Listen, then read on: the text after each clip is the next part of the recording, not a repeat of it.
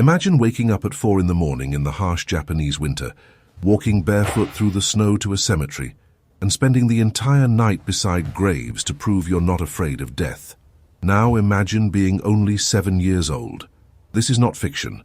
This was the real daily life of samurai children in feudal Japan. Training began even before they learned to write, and the cruelty of the method had a purpose that shaped the most feared warriors in history.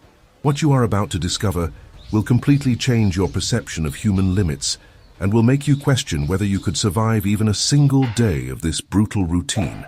Prepare yourself, because this journey is disturbing. While Western children played with dolls and ran through fields, on the other side of the world in feudal Japan, 5-year-old boys were already wielding wooden swords and beginning training that would make most modern adults give up within hours. Samurai childhood wasn't just rigorous. It was a meticulously designed experience to eliminate any trace of weakness, fear, or hesitation. On the day a samurai boy turned 5, he received from his father not an ordinary toy, but his first wooden sword called a bokuto. This was no casual gift. It was a silent oath, a blood contract between the boy and his destiny as a warrior. From that moment on, the child ceased to be just a child and became a samurai in training. Physical training began immediately and was relentless. Waking before dawn was not optional. At 4 in the morning, while the cold cut like invisible blades, the young samurai were already up, ready to begin their physical conditioning routine. They ran barefoot for miles, even in the harshest winter, trampling through icy snow until their feet became numb to the cold. This was not an act of gratuitous cruelty. It was a deliberate strategy to teach the body to adapt and overcome the most adverse conditions.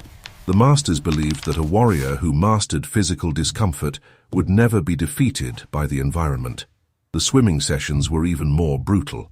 8- and 9-year-old children were taken to Lake Suir in Suiba and did not learn to swim in light clothing. On the contrary, they wore heavy armor, made of metal and leather, weighing dozens of kilos, and were forced to cross rivers and lakes while staying afloat. The lesson was clear.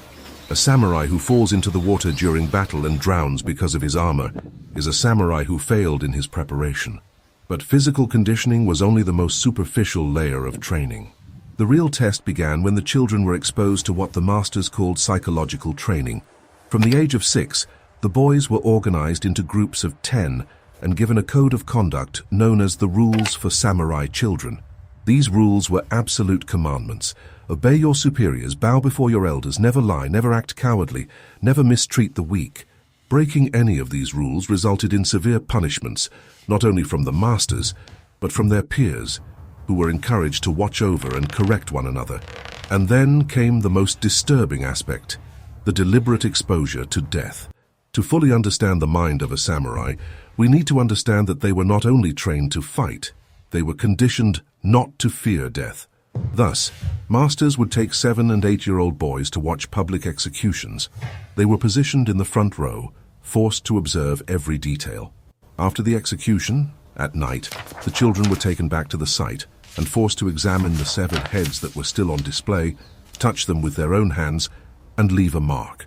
In some schools, such as the famous Satsuma Goju system, there was an even more intense ritual. When a criminal was executed in the training field, the young students would run towards the body at the exact moment the executioner's sword cut the neck. The first boy to sever an ear or a finger from the corpse would earn the honor of being the first to practice his sword techniques on the body. It may seem barbaric, but there was a cold logic to it. A samurai who hesitates in the face of death is a samurai who will hesitate in battle. Deprivation was another fundamental tool. Young samurai were frequently subjected to periods of forced fasting, not because there was a shortage of food, but because they needed to learn to function even when hunger tore at their insides. They slept only a few hours a night, just 3 or 4, so that their bodies would become accustomed to operating in a state of exhaustion. They were taught to walk barefoot in winter, even when the temperature dropped below 0. Their feet developed calluses so thick they seemed made of tanned leather, and their tolerance to cold became superhuman. Historical accounts mention samurai who could hold red-hot irons with their bare hands without screaming in pain, and this ability was developed from childhood through mind control techniques called self-hypnosis. In this state, called mushin, the samurai did not think, only acted without fear, without pain, without hesitation. And you, could you spend a single night in a cemetery at the age of 7 without feeling scared? Leave your opinion in the comments, because the journey we are exploring still reveals even more extreme challenges. The intellectual education of the samurai was also rigorous. Contrary to what many imagine, samurai were not merely brutes who knew how to wield swords. They extensively studied the Confucian classics, ancient Chinese texts that taught ethics, philosophy, and strategy. In schools like the famous Nishinkan, founded in 1803, boys studied the Book of Filial Piety, the Book of Rites, and the Analects of Confucius. These texts were not just academic readings, they were manuals for life that shaped samurai morality. Filial piety taught that a son had an irreparable debt to his parents, especially his father. Interestingly, birthdays were celebrations of the parents, not the child, because the day of a son's birth was the day the parents made the greatest sacrifice.